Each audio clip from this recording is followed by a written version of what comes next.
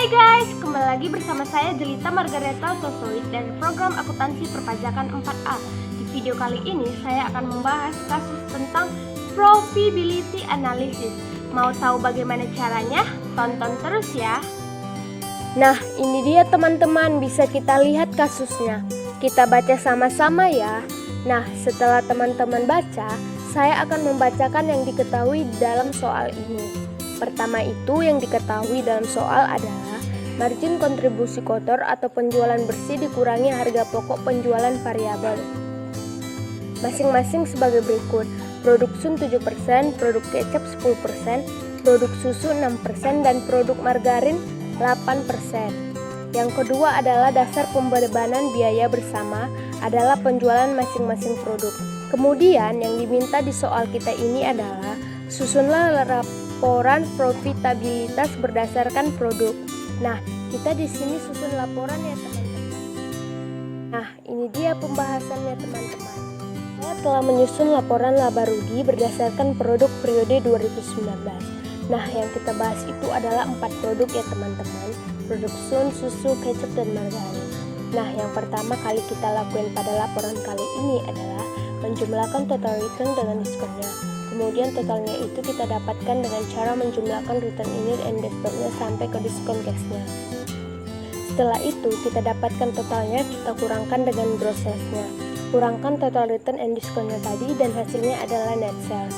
Nah, hasil net sales yaitu bisa dilihat ya teman-teman di layar. Nah, setelah itu kita akan mencari HPP variabelnya.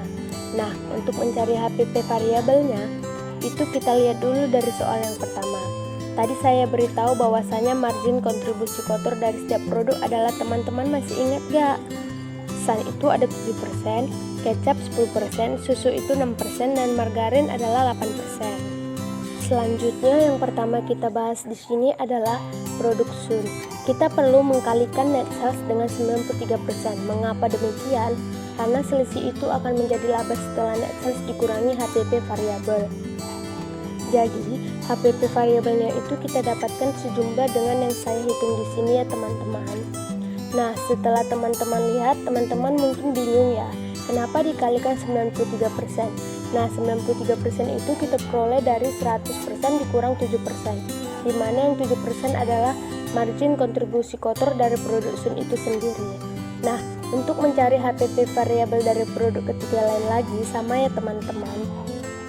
Caranya langsung saja kita mencari total biaya dari biaya variabelnya dengan cara menjumlahkan semua biaya variabel yang telah disajikan di soal tadi ya teman-teman, dimulai dari biaya operasional PM sampai dengan biaya lain-lain. Langsung saja kita akan menghitung laba kontribusi dengan cara mengurangi net sales dengan HPP variabelnya. Kemudian hasil dari kekurangan itu kita akan kurangkan lagi dengan total biaya variabel, sehingga didapatkan laba kontribusinya sejumlah yang tertera di layar ya teman-teman. Nah, setelah keempat laba kontribusi yang telah kita dapatkan, kita akan mencari biaya tetap langsung dengan cara menjumlahkan seluruh biaya tetap. Langsung saja ya, telah disediakan di soal itu, kita jumlahkan semuanya. Nah, yang terakhir itu kita akan mencari laba atau rugi operasional dengan cara mengurangkan laba kontribusi dengan total biaya tetap langsung. Jika laba atau rugi dari keempat produk telah kita dapatkan, maka kita akan telah selesai mengerjakan laporan laba rugi ini. Nah, mudah kan teman-teman? Sampai di sini dulu ya teman-teman, tunggu video selanjutnya. Terima kasih.